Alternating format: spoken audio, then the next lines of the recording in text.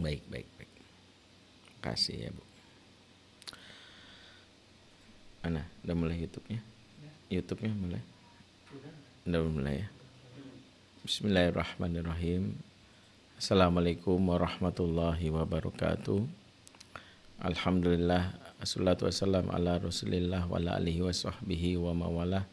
Asyhadu an la ilaha illallah wahdahu la syarikalah wa asyhadu anna Muhammadan abduhu wa rasuluhu la nabiyya ba'dah wa la haula wa la quwata illa billahi wa ba'd.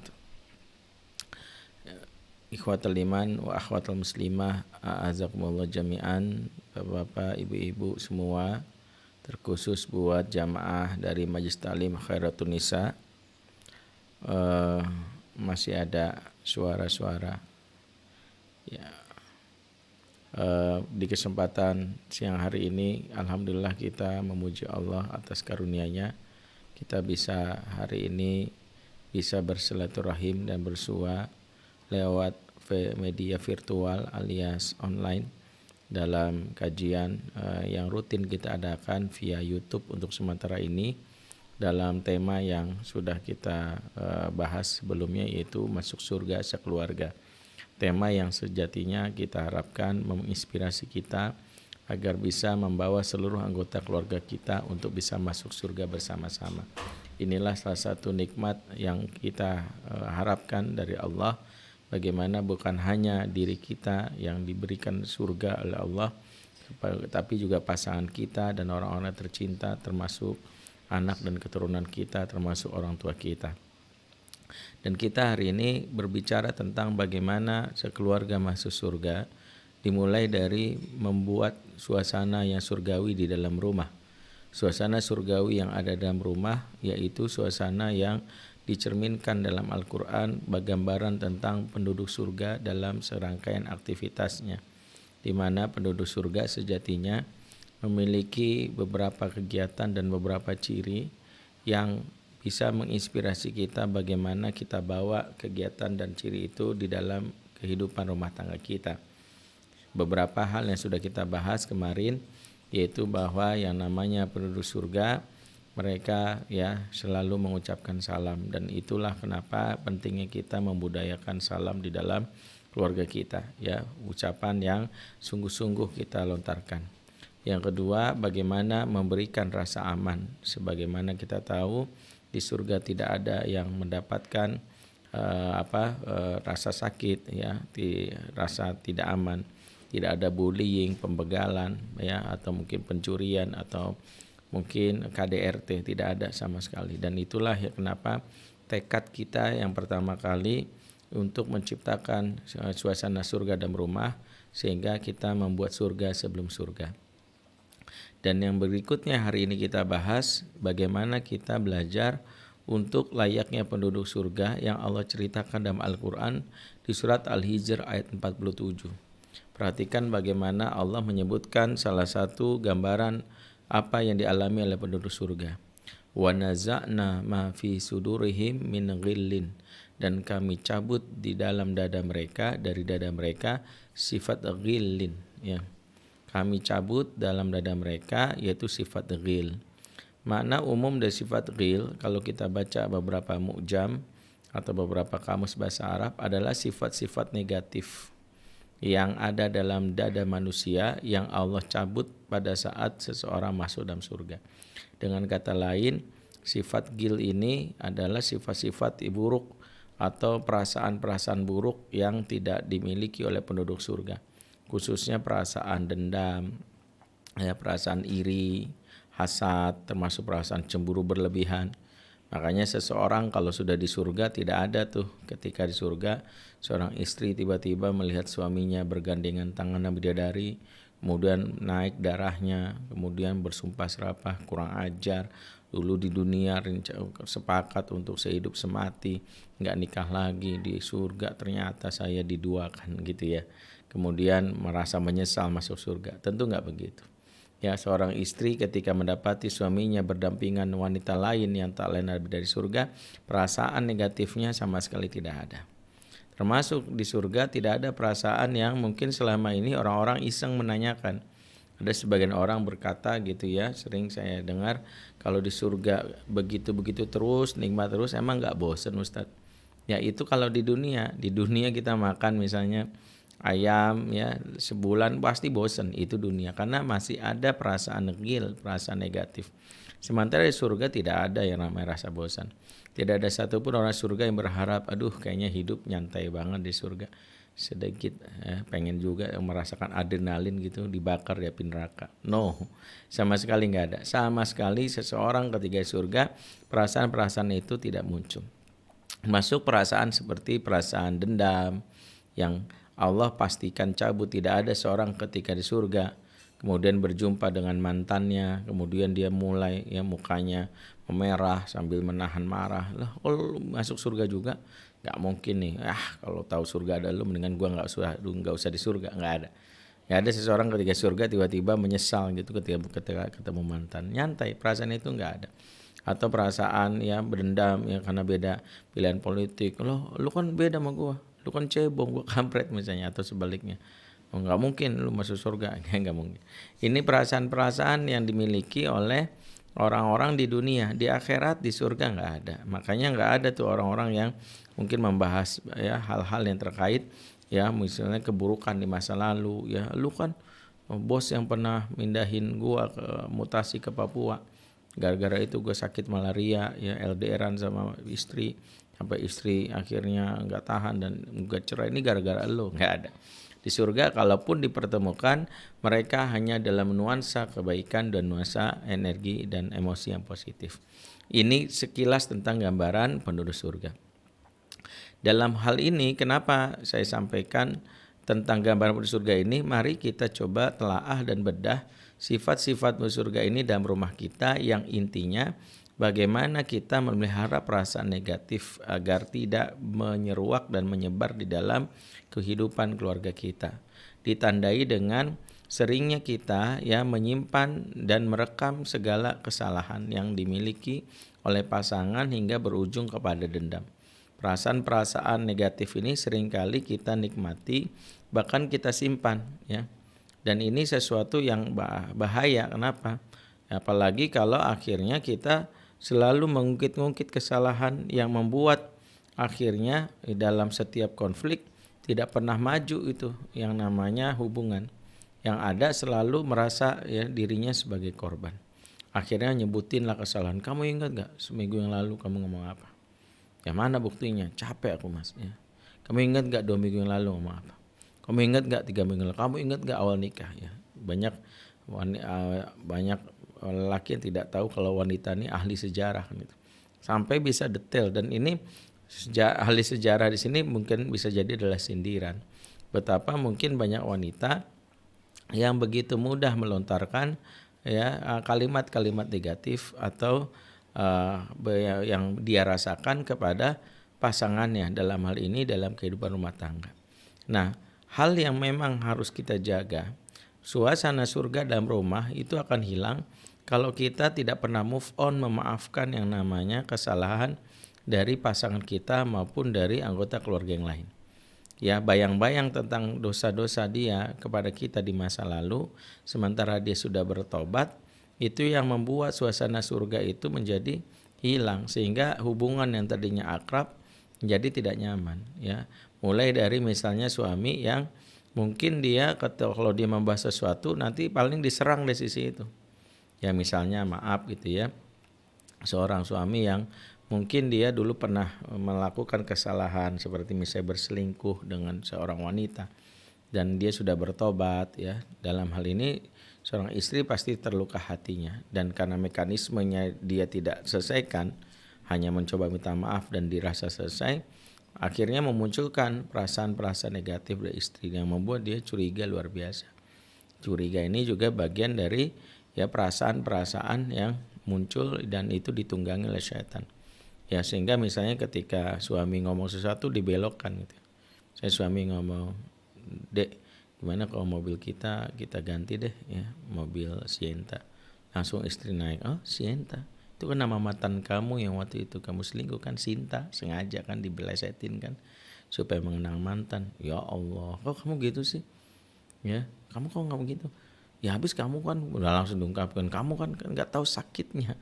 Bagaimana apa yang rasakan kamu selingkuh ya Allah. Memang dalam hal ini tidak ada namanya akhirnya kenyamanan karena setiap orang akhirnya terbelenggu dengan dosa masa lalu. Yang akhirnya membuat hubungan menjadi hambar dan masing-masing akhirnya terkekang oleh apa yang pernah dilakukan kesalahan masa lalu. Itulah mengapa hal yang paling kita harus upayakan dalam proses tumbuh kembang di dalam kehidupan rumah tangga yaitu benar-benar menumbuhkan sifat maaf. Kenapa? Karena dendam atau perasaan negatif ini itu karena hilangnya yang namanya sikap pemaaf di dalam diri kita. Dan biasanya orang-orang pendendam itu sendiri yang suka mengungkit masa lalu ternyata juga dipengaruhi dengan faktor pola asuh di masa kecil yang biasanya ini serangkai 3 sifat yang muncul bagi orang-orang yang suka pendendam. Ya mungkin orang-orang yang pendendam yang mungkin mudah sekali tersinggung, yang menyimpan amarah sampai mungkin berbulan-bulan sampai bertahun-tahun. Ada hal yang mungkin harus kita pahami bahwa salah satu yang muncul bisa jadi karena akibat dari apa yang peristiwa yang dialami di masa lalu, dan biasanya sifat dendam ini terkait dengan 3 sifat yang terajak atau yang terikat. Ya Al-Quran memberikan isyarat bagaimana orang-orang yang suka mengungkit-ungkit kesalahan atau yang sulit memaafkan orang lain ini dengan 2 sifat lainnya yang saling terikat. Yaitu yang mungkin harus kita lihat dalam surat Ali Imran ayat 133 dan 134. Ya Allah berfirman, wasari'u ila magfiratin min rabbikum wa jannatin arduha samawati wal ard uiddat lil muttaqin. Bersegeralah kamu menuju ampunan Allah dan surga yang seluas langit dan bumi yang dipersiapkan bagi orang-orang bertakwa.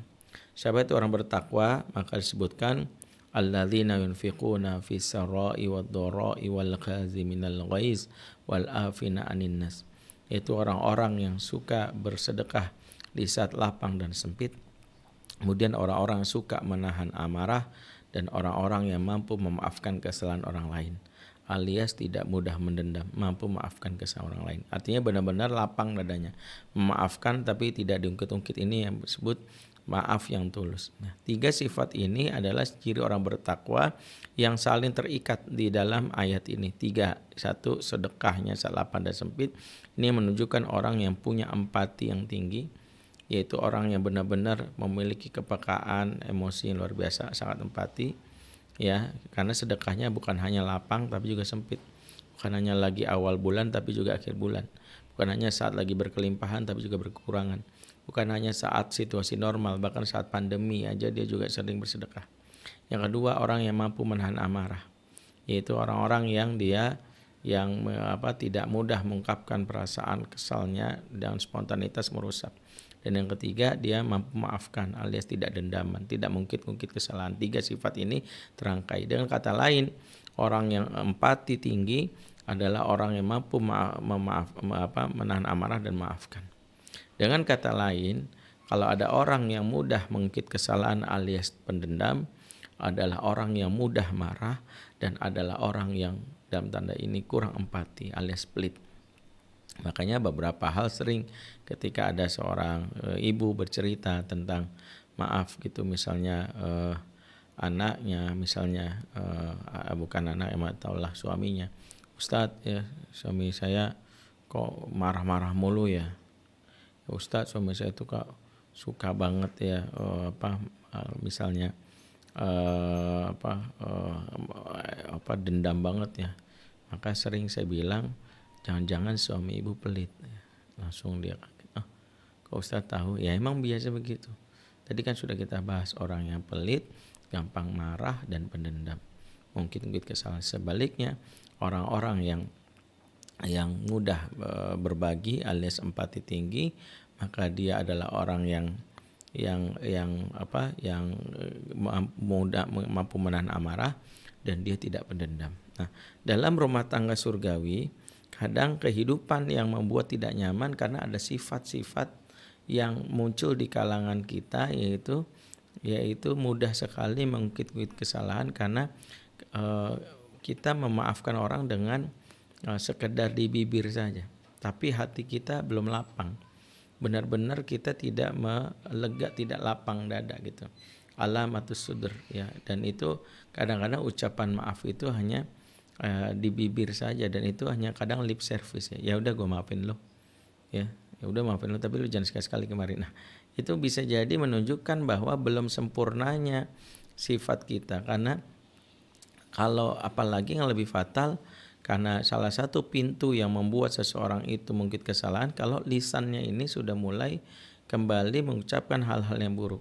Sejatinya kita tidak bisa bohong kalau perasaan yang pernah disakiti, perasaan pernah mungkin dizolimin, itu merasuk dalam dada kita, yang membuat kita mungkin mencoba maafkan tapi masih ada ya misalnya sisa-sisa yang masih kita tahan, dan itu sesuatu yang wajar ya. Tetapi menjadi tidak wajar kalau itu dikeluarkan lewat lisan. Lewat lisan yang membuat akhirnya lisan ini akan menyuburkan perasaan amarah ini, sehingga awal dari lisan ini membangkitkan kenangan pahit yang akan membuat kita itu akhirnya melakukan keputusan yang salah. Karena dendam itu biasanya bermula dari bagaimana perasaan yang dibenarkan oleh perkataan. Jadi perasaan ini memang hal yang tidak bisa kita tolak. Namun ketika terlontar lewat perkataan, maka perasaan ini semakin liar yang akhirnya kita sulit mengendalikan dan akhirnya terjadilah konflik. Itulah mengapa salah satu yang dilakukan oleh Nabi Yusuf alaihissalam saat dia bertemu dengan saudara-saudaranya yang pernah menyakitinya. Dan kita tahu bahwa apa yang dialami Yusuf ini sesuatu tragedi yang luar biasa. Bagaimana Yusuf, seorang anak muda di umur 7 tahun, sudah mendapatkan kondisi yang sulit, yang dimana akibat dari hasad dari saudaranya, abang-abangnya, dia mengalami situasi yang luar biasa. Tidak terbayangkan betapa sulitnya menjadi Yusuf. Dia dicemplungkan ke sumur, kemudian dia menjadi budak, dijual ke sana kemari, kemudian dipenjara, mengalami kehidupan yang luar biasa sampai umur 12 tahun. Tentu tidaklah sangat manusiawi kalau ternyata Yusuf mengalami kondisi emosi yang tidak mungkin melupakan apa yang dilakukan oleh saudara-saudaranya. Sampai tiba saatnya ketika Allah ganti kesabarannya. Masa-masa sulit yang selama dilalui Allah ganti dengan masa-masa kesenangan. Itulah bagaimana rumus kehidupan. Tidak selamanya orang sulit terus ya, termasuk tidak juga selamanya orang senang terus. Maka Allah menggantinya. Inna ma'al usri yusra, balik. Ya sesungguhnya di balik kesulitan itu ada kemudahan. Ya kemudian setelah dia sulit bertahun-tahun, Allah ganti dengan kemudahan, hidup yang nyaman, jadilah dia raja. Apa yang terjadi?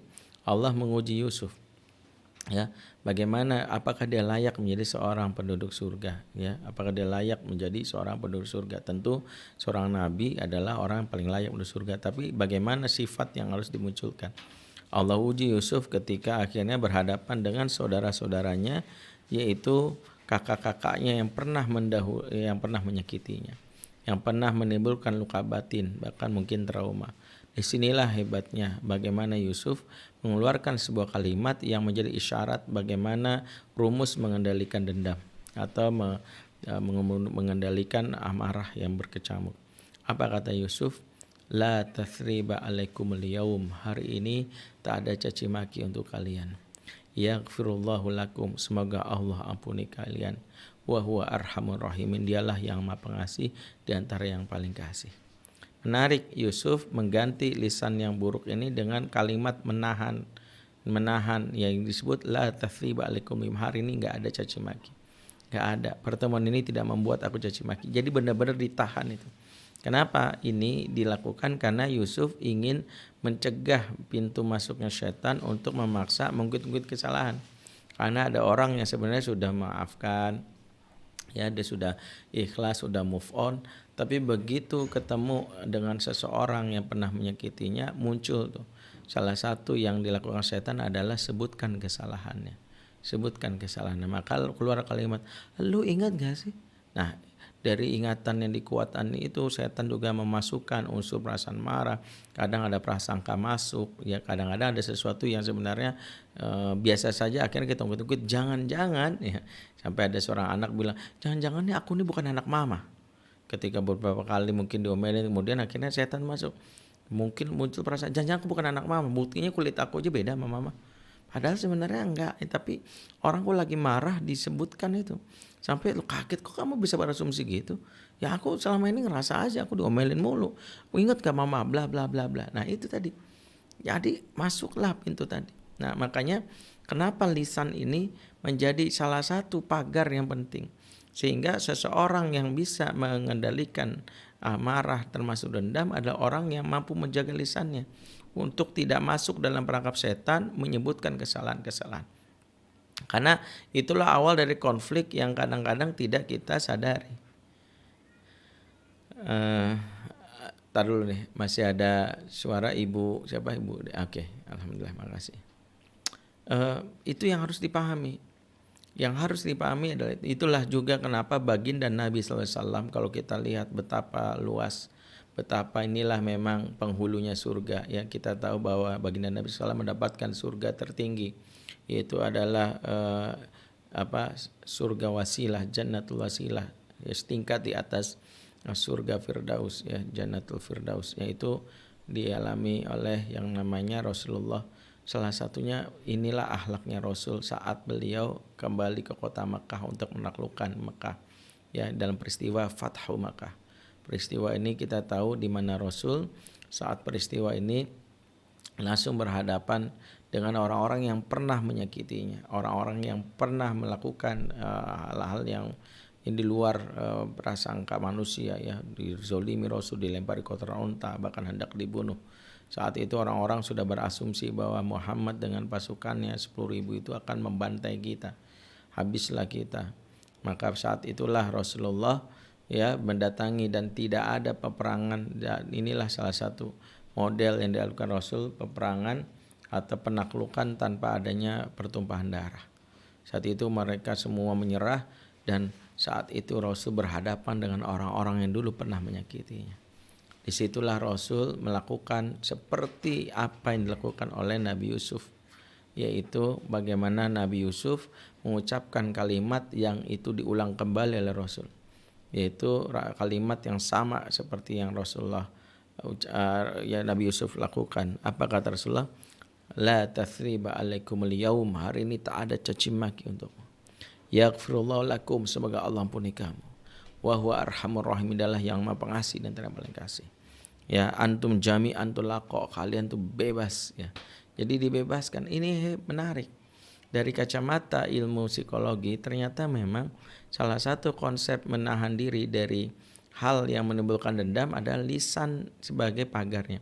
Lisan yang tidak terkontrol adalah jadi senjata seseorang mengungkapkan yang namanya mengungkapkan keburukan-keburukan. Nah inilah salah satunya kenapa seseorang harus betul-betul menjaga lisannya. Nah ini yang pertama yang harus kita pahami, mengungkit kesalahan. Dalam rumah tangga surga, ketika seseorang itu tidak bisa menjaga lisannya, ya dalam hal ini kepada orang anggota keluarga, ya itulah awal dari petaka, awal dari cabutnya suasana surga. Ya berarti bagaimana kalau misalnya itu kejadian, itu yang pertama adalah agar kita tidak bisa agar kita tidak mungkin kesalahan, pastikan setiap ada masalah jangan dilupakan, tapi diselesaikan. Tentu Islam punya mekanisme menyelesaikan masalah, bukan hanya melupakan. Sebagian kita akhirnya muncul perasaan dendam karena kita hanya menyimpan tanpa menyelesaikan. Bahkan ada yang konsepnya simpan dan lupakan, ya seperti misalnya ketika terjadi konflik, kalimat-kalimat buruk spontan, kemudian atau seorang suami yang mungkin ingkar janji, kemudian seorang istri berkata pada dirinya, lupain aja dah gitu, lupain aja, dibawa tidur juga ntar juga hilang kan gitu. Kemudian benar tidur, besoknya memorinya terhapus dan dia lupa. Tapi ingat, lupa itu tidak menyelesaikan, karena ketika dia ingat maka spontan dia akan ada rasa sakit dan kemudian terlontar. Apalagi kalau ada pemicunya. pemicu yang kadang-kadang muncul dalam masalah rumah tangga dan yang membuat seseorang mungkin kesalahan adalah ketika kantong jiwa dia sudah overload ya, untuk menampung beban emosi negatif yang tidak pernah dikuras selama ini. Jadi selama ini tidak punya mekanisme katarsis. Dia tidak pernah menulis, tidak pernah menceritakan kepada pasangannya, kamu mas, bla bla. Akhirnya apa? Yang terjadi ditahan sampai akhirnya jeger. Jegernya itu dalam bentuk apa? Hal-hal yang tidak luar dugaan. Ya, yang paling fatal adalah akhirnya dia memutuskan untuk menggugat cerai hanya karena mungkin masalah sepele. Dan beberapa kali pernah saya sampaikan ada kasus-kasus yang kadang unik namun kita coba pahami lebih dalam karena masalah yang terkait sepele yang ditahan bertahun-tahun.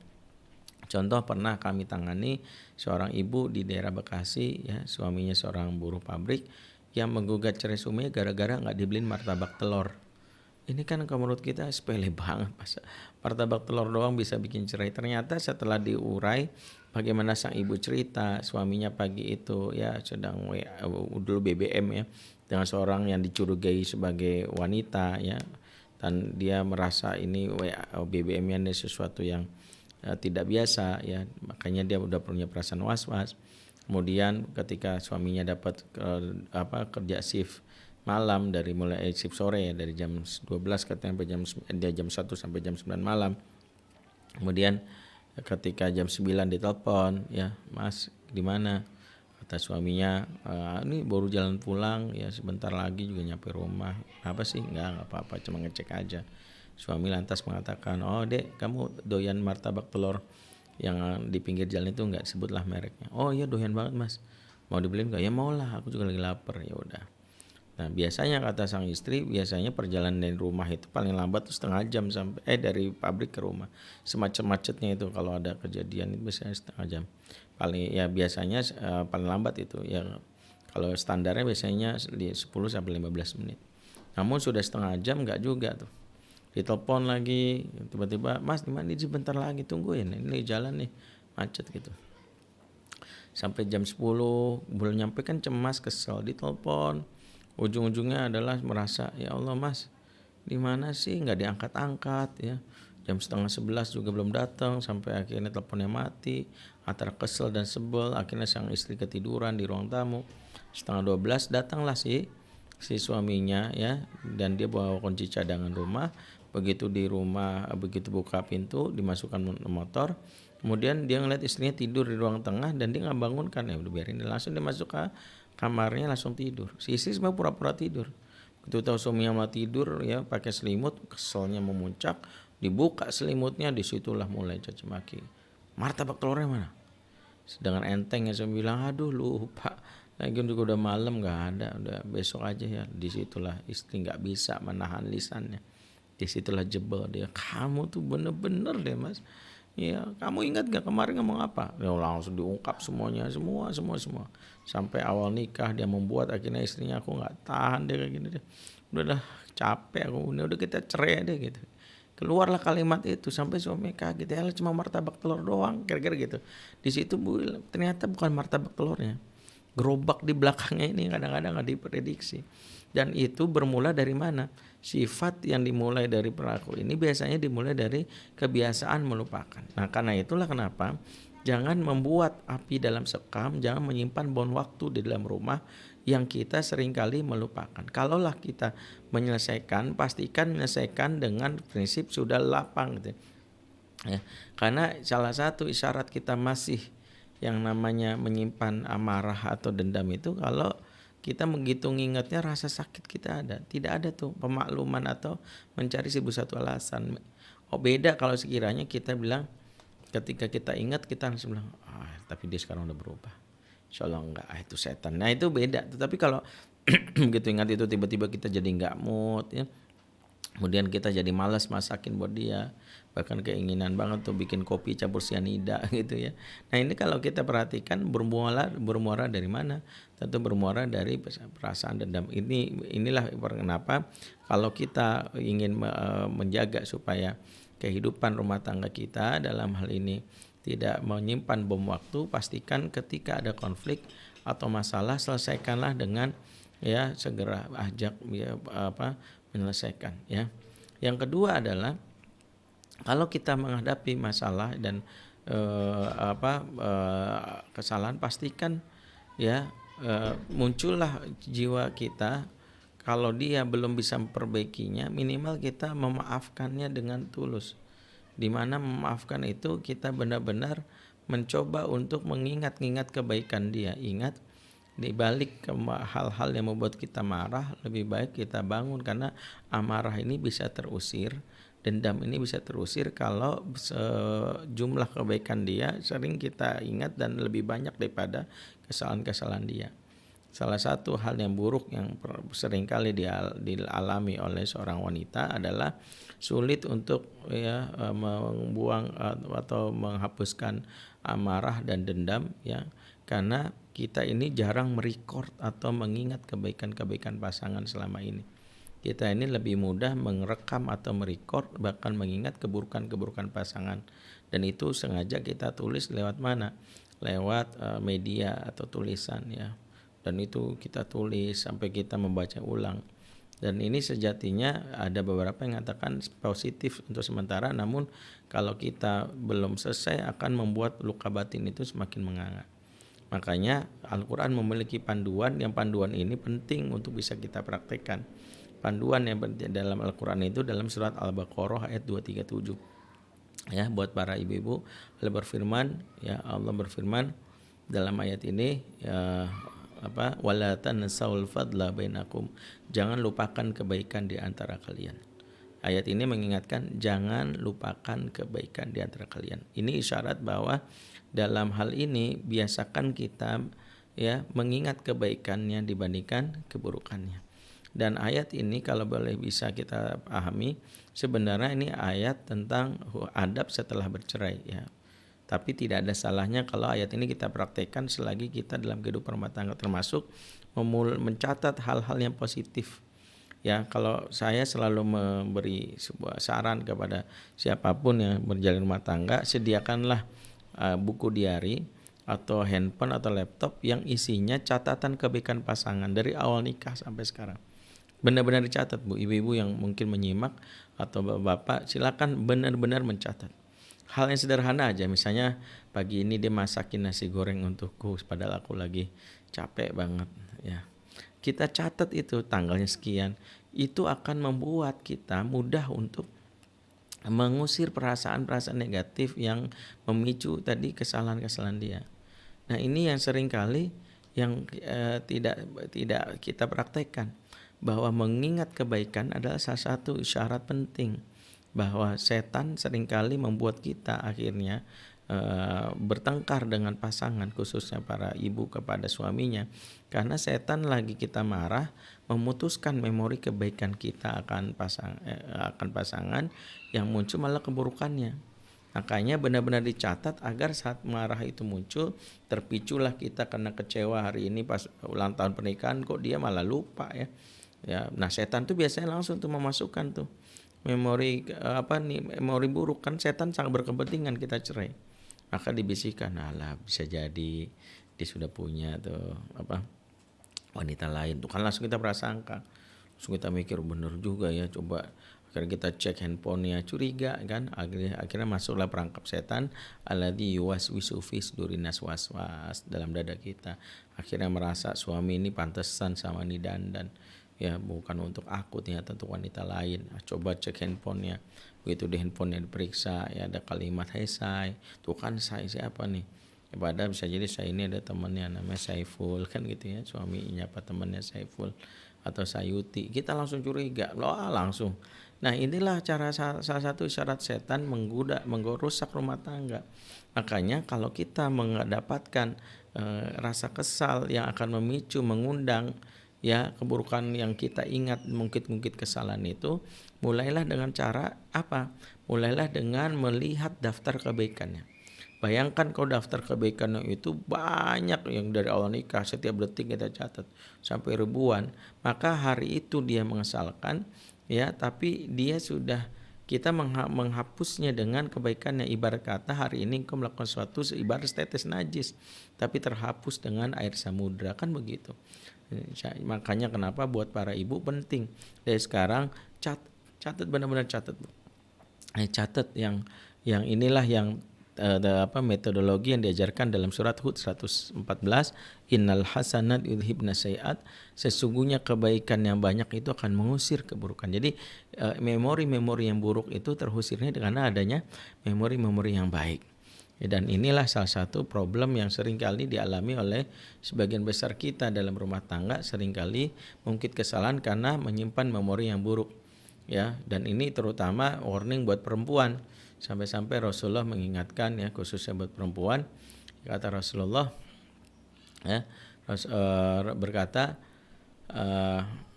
taruh nih, ada yang belum matikan Pak Syafi Effendi ya. Tolong dimatikan. Oke, saya udah di. Oke, terima kasih. Ya salah satunya wanita yang dianggap Rasulullah seringkali ya dianggap melakukan hal yang buruk. Ya kata Rasulullah kan, uraitun nar, saya melihat neraka. Wa aktsaru min ahliha minan nisa, dan kebanyakan penghuni neraka itu adalah perempuan. Hal ini membuat sebagian sahabiah sempat gemeter dan khawatir gitu ya. Kok bisa ya penghuni neraka itu perempuan? Maka bertanyalah mereka kepada Rasulullah, ayakfurna billah, apakah wanita itu banyak yang kufur sama Allah? Kata Rasulullah, la, walakin yakfurnal ashir wa yakfurnal ihsan. Kebanyakan wanita itu kufur sama suami dan sama kebaikan suaminya. Jadi kebanyakan wanita itu kufur sama kebaikan suaminya. Disebutkan oleh para ulama, salah satunya wanita itu, mohon maaf, kalau dia disakiti oleh suaminya, keluarlah kalimat yang sering kali diucapkan wanita dengan bahasa, kamu tuh dari dulu mas gak pernah sayang sama aku, kamu tuh dari dulu jahat sama aku, bener-bener kamu deh mas gitu ya. Padahal mungkin bisa jadi semalam baru dibeliin logam mulia 15 kilo, baru dibawa seminggu yang lalu keliling Maldives, mampir ke Singapura, ya beli cilok di Australia. Tapi itu dilupakan itu hanya karena dia hari ini mengecewakan kita. Dan itulah kerjaan, akhirnya diungkit yang buruk-buruk. Bener-bener kamu ingat gak seminggu lalu, kamu ingat gak? Yang diingat tuh yang buruk-buruknya. Makanya cegahlah itu dengan buru-buru kita membuka catatan kebaikan pasangan. Kemudian ketika dia ngeselin, baca itu, dan kita baru adem tuh, ibarat api yang lagi berkobar diademkan sama air itu. Saya sudah praktekkan, saya ngerasain banget deh. Saya itu kalau tiba-tiba lagi kesel sama istri, saya baca daftar kebaikannya. Benar-benar ya. Pernah lah, mungkin pernah suatu malam saya pulang kajian, lapar banget, istri saya juga udah tidur, nyata saya bangunin. Istri saya itu kalau masak, saya ini doyan ya, kalau malam itu biasanya pengen makan Indomie rebus kan gitu ya. Tapi istri saya itu beda cara masaknya, yang membuat saya itu nagih gitu. Jadi kadang saya pengen bikinin Indomie dong gitu. Istri saya itu kan pakai mazhab Zaidul Akbar ya, malam itu buah-buahan aja sama rimpang-rimpangan gitu ya. Badan Nabi nanti karbohidratnya berlebih bisa sakit. Ya Allah, jadi suruh ngunyah jahe, saya bilang. Ya enggak lah, Habib udah kan sana udah ada apel, makan lapar, saya bilang, bukan apel, lapar, saya bilang. Istri bersikuku nggak mau demi kesehatan saya marah lah. Saya sempat mikir, tapi kan marah saya ini spontan, dan saya nggak mau marah saya itu seperti yang Rasul katakan, jika seorang suami marah maka istri dilaknat sampai pagi. Kan saya nggak pengen istri saya dilaknat, pengen masuk surga bareng kok, merasa bangga itu kalau istrinya dilaknat. Maka saya marah itu harus saya kelola ya, apalagi saya nggak mau muncul tuh perasaan nanti setan akan menyebutkan, iya tuh kemarin juga disuruh nih, nggak mau kemarin gitu, nggak ada. Maka saya marah gitu, apalagi terlebih ketika saya ya udahlah saya masak sendiri. Begitu saya ke dapur nyari mie, ternyata digembok di lemarinya dikunci. Ya Allah, tega banget sih. Tapi disitulah saya mencoba menahan amarah, tidak mau membuka pintu masuk setan untuk menyebutkan kesalahan-kesalahan yang ada masa lalu gitu. Sampai akhirnya saya baca daftar kebaikannya di handphone saya yang luar biasa sampai ribuan. Saya merasa adem gitu ya. Kira-kira saya ingin mengatakan ke dia, sayang istriku, hari ini engkau mengesalkanku dengan apa yang kamu lakukan, tapi kebaikanmu menghapus samudra, ibarat samudra yang menghapus najis yang setetes itu. Kira-kira begitu. Nah, itulah mekanisme yang kedua. Kalau ada masalah selesaikan. Yang kedua adalah biasakan menulis kebaikan pasangan. Ya dari sekarang nih ibu-ibu yang dengar siapapun ya jangan cuma didengerin doang. Ya habis ini ada waktu selesai kajian kontemplasi mungkin selama setengah jam. Ibu bayangin oh iya ya dia pernah melakukan ya Allah ternyata dia romantis juga. Nah itu lakukan supaya yang namanya perasaan nyaman yang merupakan bagian dari rumah tangga surga itu nampak. Karena kan tadi suasana yang membuat hilang suasana surgawi itu kalau hubungan itu ditandai dengan hal yang takut gitu. Karena kadang ada seorang suami yang pernah melakukan kesalahan atau sebaliknya istri melakukan kesalahan akhirnya tidak bisa lagi spontan karena seorang selalu diungkit-ungkit lagi, dibelokin ada aja. Akhirnya mekanisme hubungannya selalu dengan bahasa begini, ya udahlah daripada ntar ribut. Akhirnya berpikirnya simpel aja, ya cari aman aja. Akhirnya komunikasi sebatas perlu, tidak ada lagi tuh spontanitas obrolan yang karena kalau dia ngobrol ini pasti dia tersinggung. Akhirnya sebatas cuman udah makan belum. Hal-hal yang seperti itu yang membuat nggak ada keintiman, nggak ada, karena pasti akan marah, pasti akan. Nah ini salah satu yang kenapa mekanisme ini hilang. Karena kalau udah seseorang itu mudah marah atau tersinggung, pasti orang lain itu mencari jalan aman. Jalan amannya adalah dia berbicara yang tidak lagi apa adanya. Ya betul-betul jaga. Akhirnya hubungannya itu jadi kaku. Hubungannya jadi tidak nyaman. Dan itu sebenarnya bukanlah gambaran suasana penduduk surga. Karena penduduk surga itu yang tergambar hubungannya itu adalah mesra, dekat, ya akrab kan gitu, yang kalau dalam Quran ikhwanan ala sururim mutaqabilin, mereka merasa bersaudara dan duduk dengan akrab ya. Jadi merasa persaudaraan dan ikatannya itu kuat.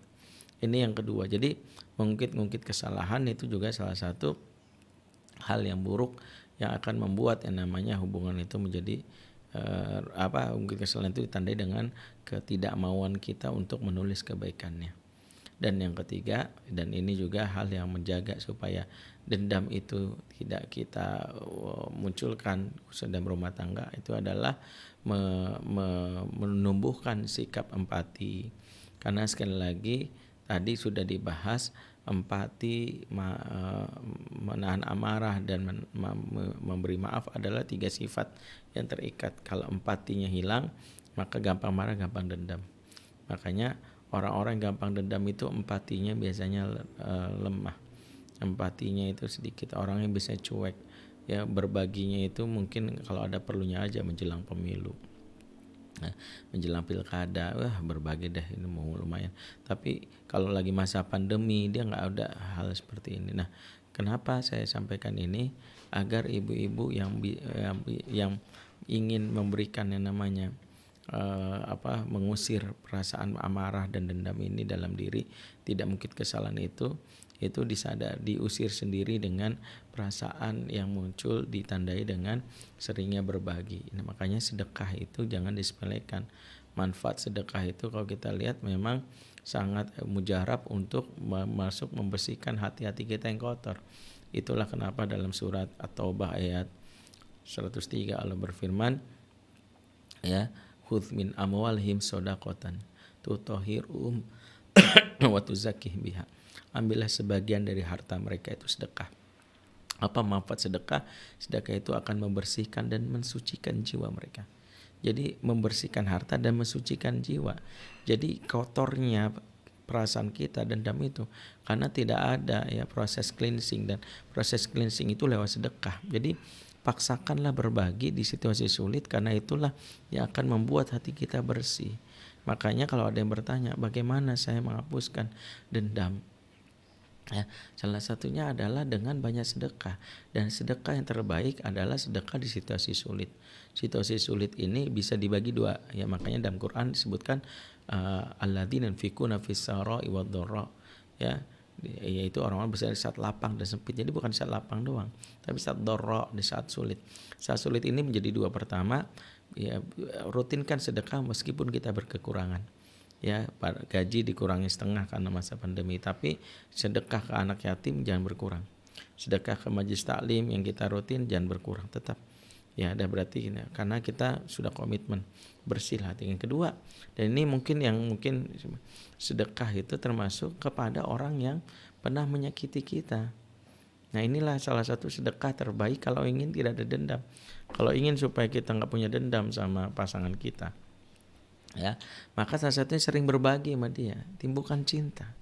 Dia pernah nyakitin kita. Nah, ingat, itulah mengapa mungkin salah satu rahasianya kenapa Allah tidak punya sifat dendam. Karena Allah Subhanahu wa taala itu kalau tidak pernah mungkit-mungkit kesalahan hambanya, ya. Ya, kalau hambanya sudah bertobat selesai gitu. Tidak pernah diulang-ulang lagi gitu. Bahkan kita mungkin ada yang berbuat dosa, kesalahan tobat lagi, enggak. Allah tetap ampuni. Ya.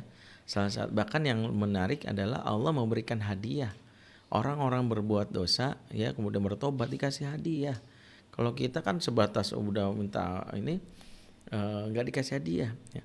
Kalau kita ingin meniru, dan ini salah satu akhlakul karimah, kata para ulama, akhlakul karimah adalah meniru sifat nama-nama Allah dalam Asmaul Husna-Nya. Yaitu salah satunya ketika seseorang meminta maaf dan kita mungkin menyediakan waktu untuk memberikan hadiah kepadanya. Ya, karena bukan karena dosanya tapi karena mengakui kejujurannya, ya, mengapresiasi, dan itu memang bukan sesuatu yang mudah. Namun itu akan meleburkan perasaan negatif, perasaan yang membuat kita nggak akan lagi mungkit-mungkit kesalahan, dan itu malah menimbulkan cinta. Karena cinta itu kata Rasulullah, tahadu tahabbu, berilah hadiah niscaya timbul perasaan cinta. Makanya salah satu yang penting kita praktekkan, jangan sepelekan untuk berbagi. Ya, berbagi adalah kebutuhan kita. Kenapa? Karena berbagi itu juga kalau kita lihat dari sudut pandang yang lain adalah cara Allah untuk mendatangkan kebahagiaan bagi kita. Kebayangkan bahwa ketika kita berbagi pada orang lain, saya kasih contoh misalnya, ibu-ibu ketika misalnya melihat ada seorang ibu-ibu tua yang janda, kemudian dia nggak punya uang, kemudian dia berjualan sayur. Kemudian kita ngasih kejutan, ibu sini, ini saya butuh ada beras, ada pakai itu. Ibu gimana? Ya aduh, suami saya udah meninggal. Ibu masih bisa makan? Ya, ini lagi usaha mbak. Ya Allah ini kasih. Ya Allah makasih ya Allah. Misalnya gitu ya. Ini berlaku hukum yang kadang-kadang kita lupakan. Apa hukum yang kita lupakan? Hal jazaul ihsan ilal ihsan. Dan tidaklah balasan kebaikan kecuali kebaikan pula. Dan tidaklah balasan kebahagiaan itu kebahagiaan pula. Maaf, ketika ibu ini tiba-tiba dia bahagia, dia pulang dengan senyum, bahagia, lapang dadanya, perasaan itu nanti kelak akan dimantulkan ke perasaan kita. Perasaan itu kelak akan sampai ke langit dan Allah datangkan lagi. Tak kenapa kok perasaan kita jadi bahagia ya? Kok kita jadi lapang ya? Kok kita jadi senang, dan kalau kita bahagia, kita tuh suami yang ngeselin tuh juga, atau pasangan kita ngeselin, kita maafin. Kenapa tiba-tiba perasaan ini muncul? Karena perasaan ini adalah karena kita telah memberikan sesuatu yang Allah limpahkan kita. Karena rumusnya tadi, tidaklah balasan kebaikan kecuali kebaikan. Tidaklah balasan kebahagiaan. Makanya orang-orang yang hidupnya sulit bahagia, ya, karena dia trauma bertahun-tahun, maka solusi terbaiknya adalah dia membahagiakan orang dengan terlibat dalam program sosial, ya. Dan ini sering saya sampaikan, orang mau bahagia, rumusnya bahagiakan orang, karena kebahagiaan itu nanti ditimpakan Allah kepada dia. Tiba-tiba perasaan itu datang, nggak tahu datang dari mana, dari Allah, karena Allah yang mendatangkan perasaan-perasaan itu. Perasaan sakinah kan datang dari Allah. Walladzi anzala sakinata fi qulubil mu'minin. Allah mendatangkan sakinah pada hati orang beriman. Perasaan itu muncul dengan serta-merta. Jadi memang betapa Islam mengajarkan ini. Kalau kita ingin menghapuskan rasa dendam, yaitu memberikan efek kepada bagian. Dendam itu kan, maaf gitu ya, itu kan penyakit yang kadang-kadang orang itu ya berharap orang lain itu tersakiti, ya. Tapi semua orang lain udah move on, kitanya aja ya. Makanya dendam itu ibarat racun yang kita meminumnya, tapi orang lain, kita berharap orang lain mati kan gitu. Makanya buang, benar-benar salah satu buangnya adalah usir dia dengan perasaan positif lewat kebahagiaan berbagi. Nah itulah 3 hal yang bisa kita praktekkan. Jangan pernah melupakan masalah yang harus kita selesaikan. Yang kedua, catat kebaikan orang yang selama ini mungkin berpeluang menyakiti kita, itu pasangan kita. Dan yang ketiga adalah tumbuhkan sifat empati dengan membuat kita bisa mengalahkan rasa dendam, dan sifat empati ini dipraktekkan dengan berbagi atau bersedekah. Saya pikir itu yang bisa mungkin kita sampaikan, masih di serial Masuk Surga Sekeluarga, serial yang panjang, yang mudah-mudahan ibu-ibu semua bisa bersabar, karena ini serial yang sengaja saya harapkan bisa memberikan dampak dan impact bagaimana kita menciptakan gambaran tentang penduduk surga tadi. Dan kita masih sampai di bab tentang jangan ungkit kesalahan. Nanti pertemuan berikutnya kita akan bahas lagi tentang bagaimana serial Sekeluarga Masuk Surga dengan sifat-sifat penduduk surga yang bisa kita lakukan dalam rumah. Baik, mungkin itu saja yang bisa saya sampaikan. Kalau memang ada pertanyaan yang bisa dipertanyakan, ada di YouTube atau mungkin ada di kolom chat, kami persilakan. Aku qouli hadza fastaghfirullah li wa lakum. Wassalamualaikum warahmatullahi wabarakatuh. Kalau memang ada pertanyaan silakan, kalau enggak kita tutup karena sudah 1 jam ya.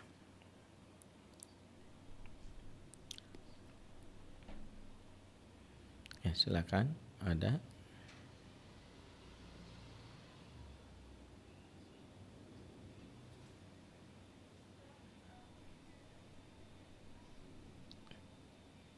Iya.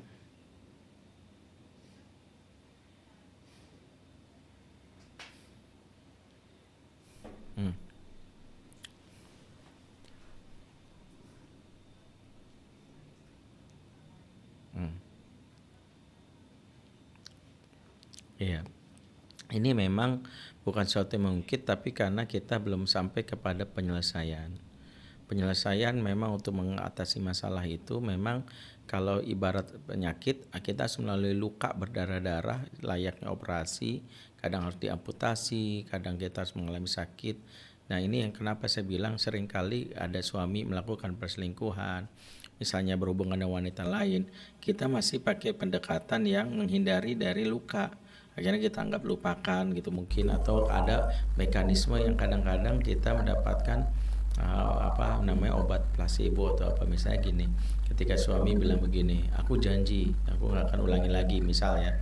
Nah, sebagian kita menganggap janji ini seperti obat permen, ibarat kita sakit perut dikasih permen sembuh. Enggak, sebagian kesalahan, saya nggak kesalahan deh, nanti ibu merasa sakit hati lagi, saya nggak salah. Tapi kalau boleh jujur, kalau ada seseorang lelaki mengatakan janji untuk berubah, maka jangan pegang itu sebelum dia kita fasilitasi, dibimbing oleh seseorang, baik itu ustadz atau konselor. Kenapa demikian? Janji itu tidak akan bisa membuat orang berubah kecuali dibimbing. Orang itu berubah lewat 3 tahap. 1, tahu itu benar atau salahnya. 2, mau, dan itu dibuktikan dengan janjinya dia. Yang 3, mampu. Tahu, mau, mampu. Ada orang misalnya selingkuh, dia tahu selingkuh salah, ke gap, dia tahu aku salah, mau berubah, aku janji aku akan berubah. Tapi yang ketiga, mampu nggak? Mampu ini urusannya nggak bisa langsung kita anggap. Mampu itu kadang-kadang lemah ketika perasaan itu muncul lagi. Akhirnya dia ya udah jatuh lagi ke lembah yang sama, terjerembab lagi karena godaan wanita ini. Itu yang kadang-kadang wanita, ibu-ibu langsung merasa janji itu udah cukup, padahal harus segera, mas nggak bisa mas, aku nggak bisa kalau sekedar ini. Kalau benar-benar kamu mau berubah, yuk kita datang ke konselor. Itu ada pengajian Ustadz Pinri, datang. Engkau dibimbing sama Ustadz, kalau Ustadz bersedia, kalau enggak yang lain siapa. Kalau enggak sulit. Sehingga dalam hal ini dia benar-benar dibimbing. Itulah kenapa ini sering saya katakan, prosesnya itu kadang-kadang membuat kita tersakiti terus-terusan karena kita menghindar. Tadi di bab pertama tadi kita melupakannya saja, dia sudah selesai tuh. Enggak, karena kita memang enggak menyelesaikan secara tuntas. Ya, kalau benar-benar dia berubah tuh, saya dalam masalah sebagai pembimbing orang-orang yang berhijrah dari perselingkuhan tobat, saya itu tegas loh. Kalau saya keras, buktinya dia tobat, apalah resign dari kantor kalau sekantor dia. nggak ada alasan. Kalau bagi saya nggak bakalan. Saya itu memahami betapa beratnya perselingkuhan ini karena bukan sekedar karena memutuskan kontak, tapi ada hormonal yang memicu. Begini ya, ini untuk memahami kenapa sulitnya memutus perselingkuhan kalau tidak keras gitu ya. Seseorang punya perasaan, ya entah itu sama seorang, perasaan itu memberikan efek bahagia yang membuat bahagia. Mungkin ada perasaan indah, bergandengan tangan, bahkan lebih jauh lagi melakukan perzinahan. Maka saat dia menikmati itu keluarlah 4 hormon. Yang pertama dopamin, serotonin, oksitosin, apalagi namanya endorfin. Nah, hormon ini nempel dan direkam dalam alam bawah sadar kita sebagai zat nikmat. Nah, ketika seseorang misalnya dia akhirnya berubah, dia berjanji aku berubah. Kemudian apa? Dia masih nge-save nomornya, masih menyimpan akunnya, atau mungkin maaf masih satu kantor. Perasaan ini awalnya niat Bismillah saya nggak akan ini, tapi begitu dia lewat nih, misalnya di satu kantor nih dia lewat jeng, nah itu tiba-tiba oksitosin keluar lagi. Oksitosin itu tiba-tiba keluar, itu membuat dia rasa tuh kayak sakau gitu, kayak orang tuh aduh kayak nyium bau sesuatu yang dia lapar, atau bukan sekedar lapar gitu, tapi ini lebih dahsyat lagi. Wah, itu nggak bisa. Akhirnya saya lo doang kenapa sih gitu ya. Itu loh setan pinter tuh. Kita, nah, gimana kamu? Awal gitu. Tapi itu lama-lama gini-gini zina lagi. Makanya kalau saya enggak, saya berapa kali menangani kasus perselingkuhan, saya bilang keluar di kantor itu. Ustaz, tapi gimana pekerjaan? Saya bilang istri, ibu milih suami ibu tetap selingkuh atau ibu siap untuk membangun bisnis bersama suami ibu sekarang? Kalau ibu pilih dua-duanya ya sulit, saya bilang. Resikonya dia harus keluar. Nah, saya siap Ustaz, kalau memang ini memang salah satunya keluar Pak. Keluar saya bilang. Kalau masih, tapi Ustaz boleh nggak saya ngomong dulu sama dia? Nggak bisa. Jangan sekali-sekali terjebak dengan rayuan setan dengan mengatakan boleh nggak terakhir kali saya ngomong sama kamu. Nggak bisa, saya tahu banget omongan itu nanti dia nangis meratap, jangan tinggalkan aku, bla bla bla bla, ujungnya akhirnya nggak tega, pelukan, zina lagi. Udah putus, gak usah. Setan itu pintar membisiki. Nah, jangan memutuskan silaturahim, baik lah ya, kalau jannata qati, hadis Rasul dipakai setan tuh ya, tidak akan masuk surga mutus setan. Itu jelas-jelas perangkap setan. Kalau saya bilang enggak, putus. Misalnya kalau dulu dia teman SMA satu grup, left, gak usah gabung di grup itu. Kalau memang ada perasaan dulu sama dia left grup, tegas-tegas saja. Nah ini kalau dalam konteks bimbingan ya. Nah sekarang pertanyaannya, dia ibu sudah lakukan itu belum? Yang kedua, setiap ada kasus perselingkuhan, inilah momentum yang bukan hanya melihat ke luar tapi melihat ke dalam. Ingat, perselingkuhan itu memiliki 2 faktor eksternal, yaitu daya tarik si perempuan alias pelakor yang membuat iman yang lemah di suami tertarik keluar. Yang kedua, faktor internal, itu magnet dari rumah alias istri yang kendor. Magnetnya kendor. Kalau magnetnya kuat, laki itu gak akan pernah tertarik keluar. Itulah kenapa, maaf nih ibu, kasarnya bahan yang kedua yang bisa dilakukan kalau ingin memperbaiki ini ya, tentu nasihat ini saya bikin adil buat suami juga, keras buat ibu. Jadi kan setiap kasus ketika ini adalah untuk mengupgrade diri sendiri. Dengan kata lain, coba pada ibu-ibu yang khawatirkan suaminya jadi hutan pelakor, pelajarilah teknik jadi pelakor. Pelajarilah teknik jadi pelakor untuk suami sendiri. Jadi pelajari tekniknya. Ibu kebayang nggak kalau pelakor itu WA-nya gini, Mas, ya mudah-mudahan kamu sehat ya, aku kangen.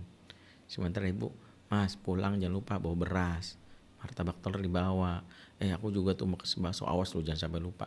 Kira-kira logikanya, ini suami dihadapkan sama WA kayak gini, yang satu nuntut, yang satu mendoakan, membuat ini. Ya logikanya dia milih yang ini. Kadang-kadang kita lupa untuk berbahasa basi saat orang lelah, untuk kalimat-kalimat yang membuat terima kasih ya dek, kamu tahu banget aku butuh pujian, kira-kira gitu.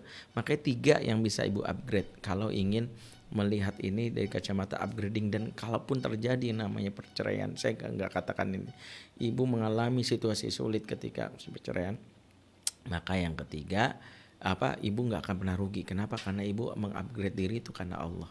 Toh nggak ada salahnya ibu menjadi wanita yang akhirnya meningkatkan kualitas diri ibu. Satu, kalau jadi istri, hak suami yang bisa ibu upgrade, jadilah istri yang sedap dipandang. Makanya jangan sampai bu, pas di rumah suaminya itu malas mandang ibu, ya Allah, kayak ngeliat ondel-ondel gitu. Berhias itu untuk suami, bukan untuk kondangan. Berhias itu untuk suami. Makanya kalau di rumah pastikan suami mandang kita itu sampai nggak bisa dilihat, cantik banget kamu ya, kamu. Jadi ngeliatin kita aja. Bahkan kita berpakaian seksi nggak apa-apa. Karena tahu nggak bu, kenapa laki-laki itu lagi makan tiba-tiba ngelihat wanita nggak, itu kenapa? Matanya laki-laki itu memang beratnya ujian laki-laki itu di mata. Makanya kalau bisa ibu sedap dipandang, berhias diri ya, minimal ya kalau di rumah kita cakep banget ya gitu. Ya membuat suami itu nggak mikir mana-mana, sedap dipandang. Yang kedua, pelayanan di atas ranjang, pelayanan seksual. Dan ini yang mungkin ibu harus pahami, kebutuhan dasar seksual laki-laki dan perempuan berbeda. Makanya jangan pakai paradigma feminis yang berpikir gini, ya kalau gue lagi capek ngapain lu maksa, itu perkosaan namanya. Maaf bu, kalau udah menikah itu pencegahan. Kalimat ini malah membuat suami mencari celah yang kalau dia lemah imannya. Karena begini ya bu, kalau dalam ibadah yang praktek kita melayani seksual itu dengan praktek lu nikmat gue harus nikmat, maka mungkin itulah yang membuat akhirnya ibu akan nego, nggak akan melayani suami kalau lagi nggak siap.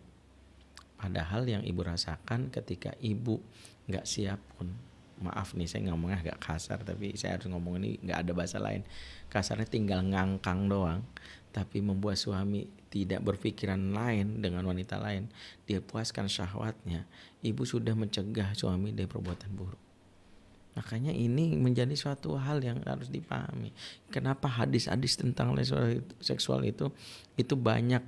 Karena memang Allah dan Rasulnya lebih tahu tentang karakter laki-laki.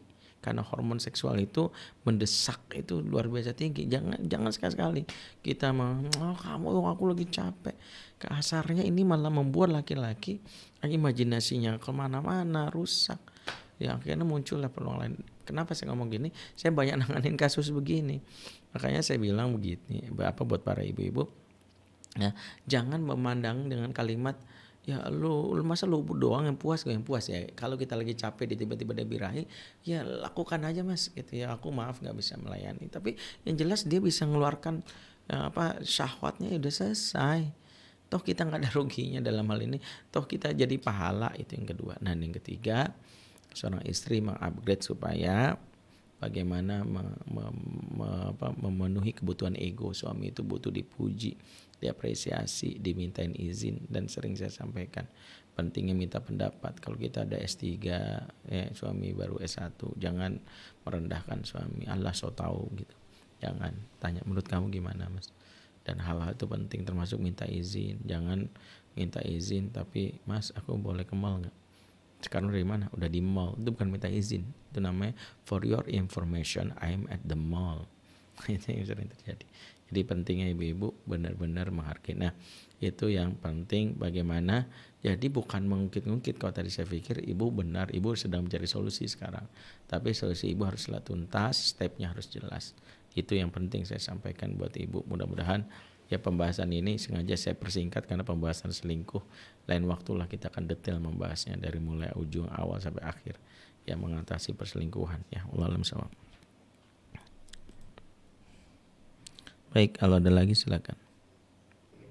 Ya, Ustadz, ada lagi yang bertanya dari Ibu Dia Arifah.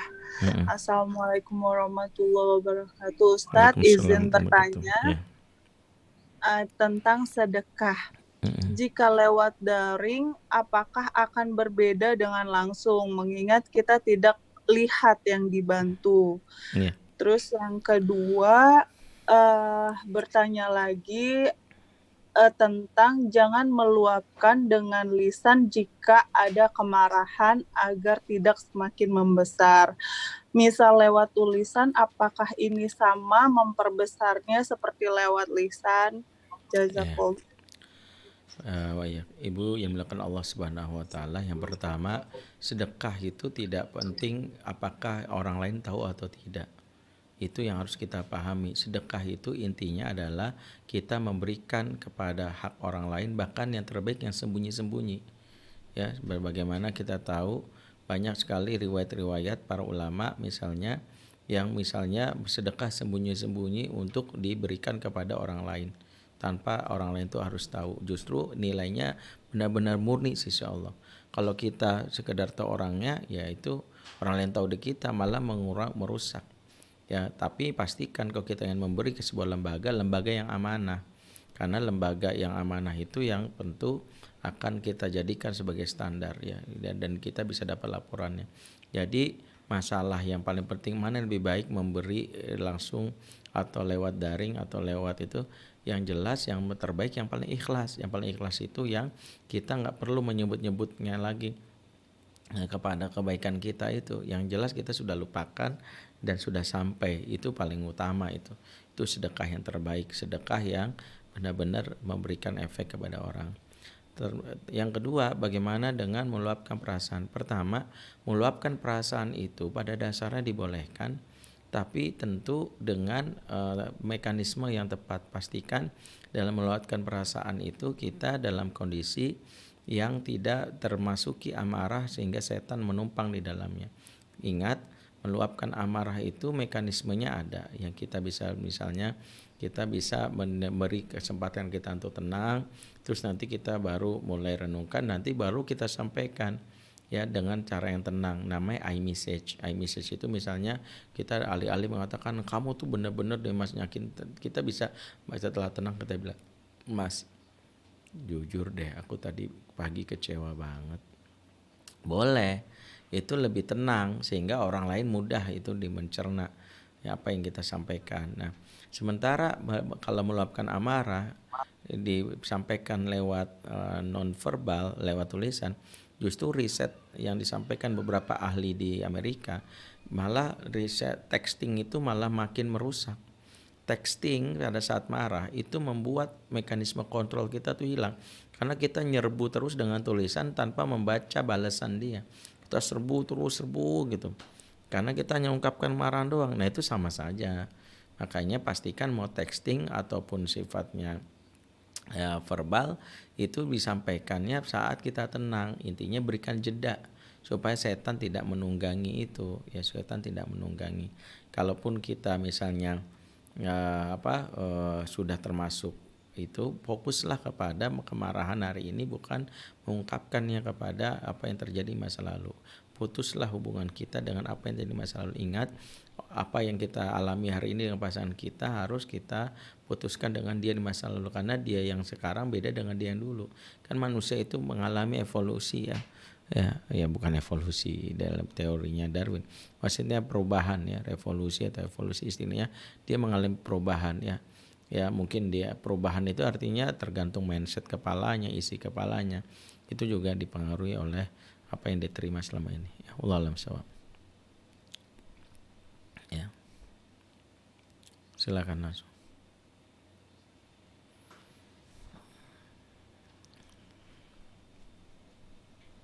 Halo.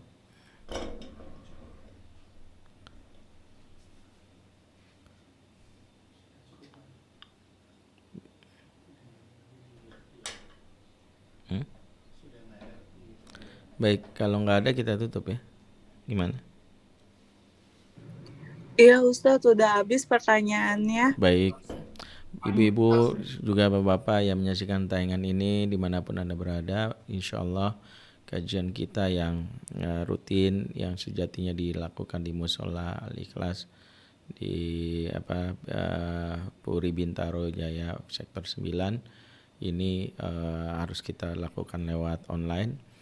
Tahapan kita bisa bertemu dan berkumpul seperti biasanya, namun sekali lagi kita tetap berpikir positif, akan pandemi akan berlalu dan situasi ini tidak menghalangi kita untuk menjalankan perintah Allah untuk menuntut ilmu, sehingga tetaplah kita menjadi orang-orang yang terus menuntut ilmu, dalam hal ini berupaya untuk belajar dari apa yang sekarang kita peroleh lewat fasilitas daring atau teknologi yang sekarang kita manfaatkan. Dan sekali lagi bagi kita yang masih memiliki masalah dengan pasangan, masih memiliki masalah dengan pihak luar termasuk dengan anak-anak, salah satu yang mungkin tadi belum terbahas adalah bagaimana kita mendekatkan diri pada Allah sebagai pemberi solusi atas masalah ini. Jangan kita hanya fokus ke masalah teknis tapi lupa bahwa mendekati Allah sebagai pemberi solusi tidak kita lakukan. Kalau kita sudah melakukan teknis ternyata belum juga mendapatkan solusi, berarti kita hubungan sama Allah masih punya masalah. Makanya perbaikilah hubungan dengan Allah. Karena waktu yang membatasi kita sudah 14.15. Mudah-mudahan kajian yang singkat ini bisa bermanfaat buat ayah dan bunda menyaksikan tayangan ini. Kita bertemu lagi di lain waktu. Aku qouli hadza wa astaghfirullah wa lakum. Subhanakallahumma bihamdik asyhadu an la ilaha illa anta astaghfiruka wa atubu ilaik.